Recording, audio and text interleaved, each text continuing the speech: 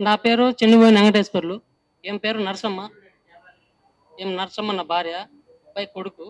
అయితే మేము ఒక పల్లెటూరులో ఉన్నాం. పల్లెటూరులో ఉండి ఇది ఒక సినిమా తీయాలని ఈమె మొండిగా చిన్నప్పటి నుంచి అనుకుంటుందంట. తర్వాత పెళ్ళైన తర్వాత కూడా సినిమా తీయాలంటే వద్దని చెప్పి ఆపేసాను. తర్వాత ఈమె ఏదో తంటాలు పడి మొత్తం మీద సినిమా తీపించుకోవడానికి ప్రయత్నం పెట్టుకుందేమో. మేము కూడా ఆమెకి సపోర్ట్ చేయాల్సి వచ్చింది. ఆ డబ్బులే పాలు వేయడం కొద్దిగా ఒక 2, 3 లక్షలు పెట్టుకొని ఆ డబ్బులు కానైతే ఏం పిచ్చి అనుకుద్దని ఆలోచన చేసి మేము కూడా దిగినాం. మాదైతే కాదు, ఏమేం మమ్మల్ని అందరినీ కూడా ఇబ్బంది పెట్టి ఇప్పటికి మొత్తం ఉన్నది ఊడ్చేసి లాస్ట్కి అదో ఇదో తంటాలు పడి సినిమా అయితే కంప్లీట్ చేసుకున్నాం. ఈ సిరీ టీజ్ నాట్ వన్ అనే సినిమాని కంప్లీట్ చేసుకున్నాం. ఇది ఫస్ట్ హాఫ్ అంతా దేవుళ్ళు మాతంగి దీనికి సంబంధించి ఉంటుంది. తర్వాత సెకండ్ హాఫ్ అంతా ఇది అరర్ సినిమా బాగానే వచ్చింది, పాటలు కూడా బాగానే ఉన్నాయి, అన్ని బాగానే ఉన్నాయి. రిలీజ్ చేసుకుందామని చెప్పి మేము హైదరాబాద్ వచ్చినాం. ఇక్కడికి వచ్చిన తర్వాత ఇక్కడ అందరిని కనుక్కొని ప్రెస్ మీటింగ్ అనేది పెట్టుకున్నాం ఇక్కడ ఛాంబర్లో. ఆ ప్రెస్ మీటింగ్ పెట్టుకొని ఎన్నో తారీఖు 22వ తారీఖు రిలీజ్ అనుకున్నాము. కొంచెం డబ్బులు కొద్దిగా లేట్ తట్టుకుంటే మళ్ళీ 29 ఖాయం చేసుకున్నాం. 29 పోస్టులు అన్ని తయారు చేసుకొని ఇంకా రిలీజ్ చేసుకుందాం అనుకొని అక్కడ ప్రెస్ మీటింగ్ లో అందరికి చెప్పి మేమంతా రెడీ చేసుకున్న తర్వాత ప్రెస్ మీటింగ్ జరిగిపోయిన తర్వాత 2వ రోజు 3వ రోజు మాకు ఒక నోటీస్ ఇచ్చారు.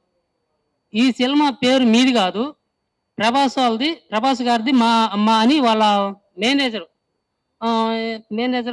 ఏమంటారు, మేనేజర్ కదా, మేనేజర్ గారు నాకు తెలియదు.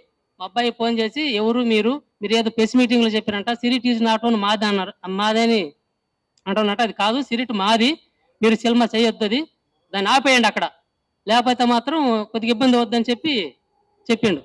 ఇది ఏందిరా, మేము రిలీజ్కి మా అన్ని తయారు చేసుకొని ఎన్ని చేసి ఉంటే ఇప్పుడు సినిమా ఆపేయమంటున్నారు.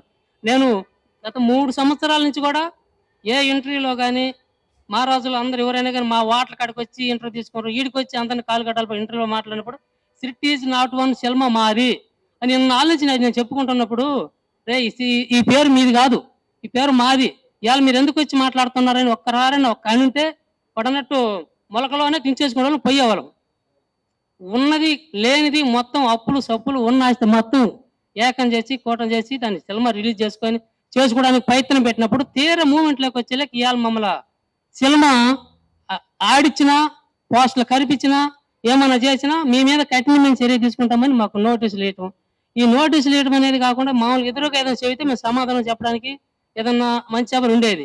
ఏది లేకుండా నోటీస్ ఇప్పించిన దాని వలన మేము తెచ్చిన అక్కడ రాలే, మేము నిలబట్టడానికి కూడా స్థానం లేక చాలా అష్ట కష్టాలు పడతాను.